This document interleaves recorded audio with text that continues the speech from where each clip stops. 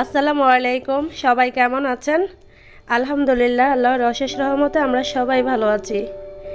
2-3 দিন পর আপনাদের জন্য আবার একটু মন খারাপ হচ্ছে। অনেক দিন ধরে আপনাদের সাথে কথা হয় না। 2-3 দিন তো নয়, মনে হচ্ছে 2-3 মাস হয়ে গিয়েছে। তাই আজকে নতুন আরও একটা ব্লগ নিয়ে আপনাদের সামনে আবারও হাজির হয়ে গিয়েছি। তবে আজকে আপনাদের সাথে ভিন্নধর্মী একটা রেসিপি শেয়ার করব। আমি জানি আপনারা টাইটেল এবং থাম্বনেল দেখে অলরেডি বুঝে গিয়েছেন।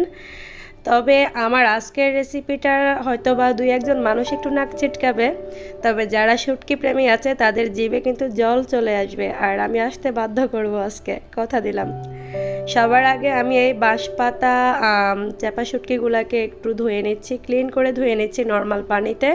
তবে আপনারা চাইলে গরম পানি দিয়েও ক্লিন করতে পারেন। আমি পেটের ময়লাটা ভালো করে বের করে তারপরে এটাকে যে আইসটা আছে সেটা পেলে 2-1 বার একটু পানি বদলে ধুয়ে নেব। গত কয়েকদিন ধরে অনেক মাছ মাংস এই টাইপের খাবার খাওয়া হয়েছে, বিরিয়ানি রোস্ট এই টাইপের। তবে হঠাৎ করে আর এগুলো খেতে ভালো লাগছে না। মুখের স্বাদ বদলানোর জন্য আমি আমার প্রিয় খাবারটা তৈরি করতে চলে এসেছি। আজকে আমি ঝাল ঝাল করে চাপা শুটকির ভর্তা করব।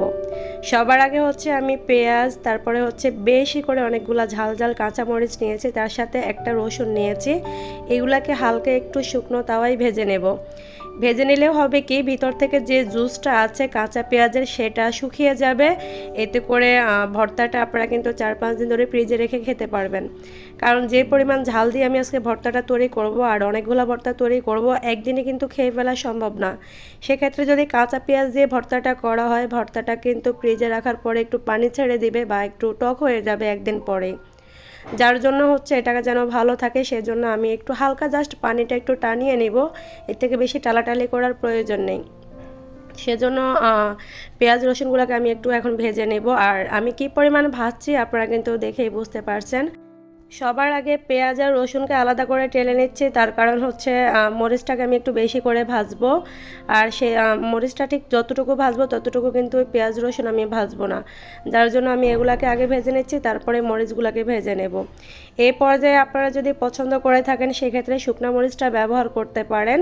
তবে এই চাপা শুটকির ভর্তা যদি আপনি কাঁচা মরিচকে টেলে করেন তাহলে সেই ভর্তাটা খেতে আমার কাছে বেশি ভালো লাগে, জানি না কার কাছে কেমন লাগে। একটু সময় নিয়ে যখন আমরা ঝাল ঝাল কাঁচামরিচগুলোকে শুকনো তাওয়ায় ভাজবো তখন কিন্তু এই কাঁচামরিচে খুব সুন্দর একটা সুঘ্রাণের সৃষ্টি হবে, যেটা কিনা আমাদের ভর্তার স্বাদ শতগুণ বাড়িয়ে দেবে।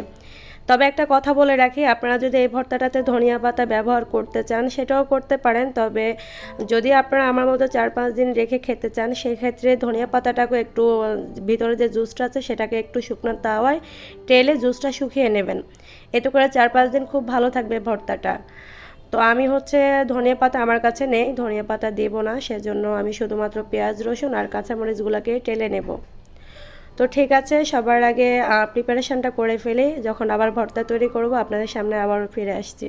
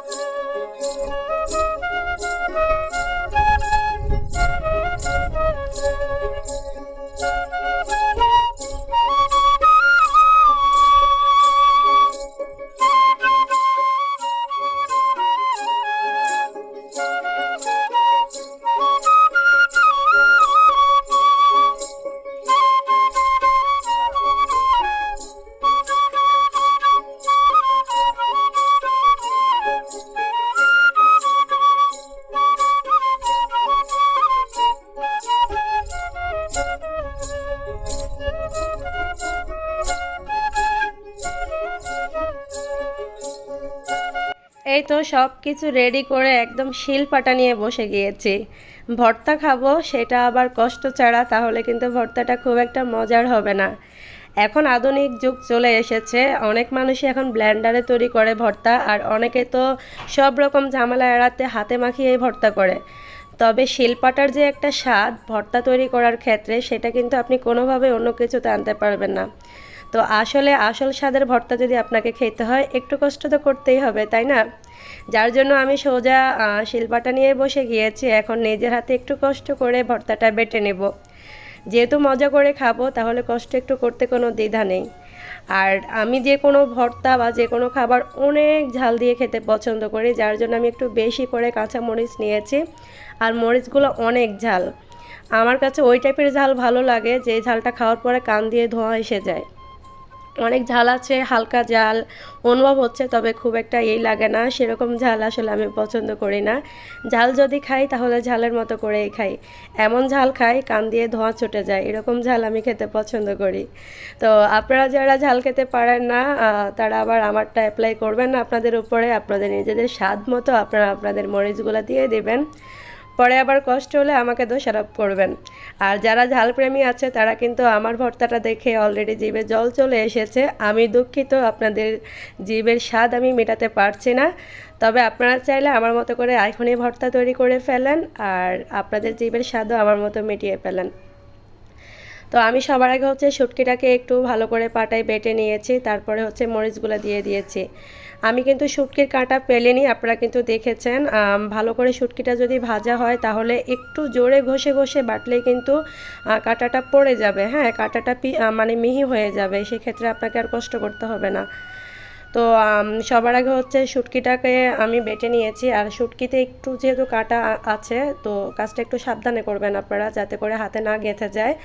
সেজন্য এই পর্যায়ে কিন্তু খুব জোরে জোরে হাত দিয়ে টানাটানি করবেন না শুটকিটাকে, যতক্ষণ না পর্যন্ত মিহি করে শুটকিটা বাটা হয়ে যায়।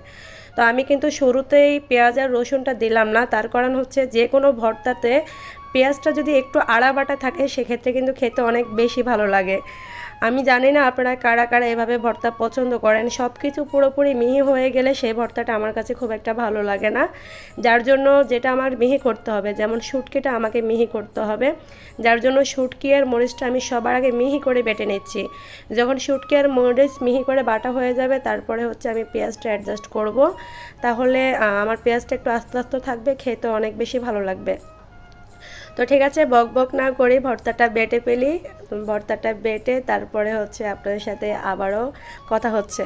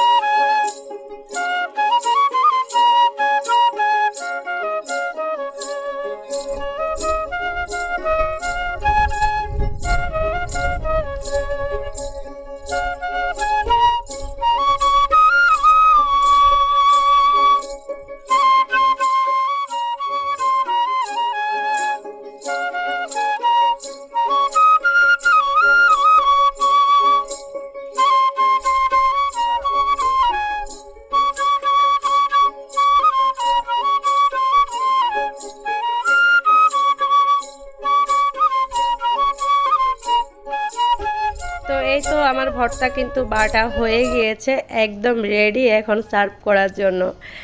আমি জানি না কার কার জিভে আমি জল নিয়ে এসেছি, আমার ইচ্ছে করছে আপনাদের সাথে একটু শেয়ার করি বা আপনাদেরকে একটু খাওয়াই। যেহেতু মোবাইলের মাধ্যমে পৃথিবীর সব কিছুই প্রচার করা সম্ভব, শুধুমাত্র খাবারটা পাঠানো আমার পক্ষে সম্ভব হচ্ছে না, তাই আমাকে একাই খেতে হবে।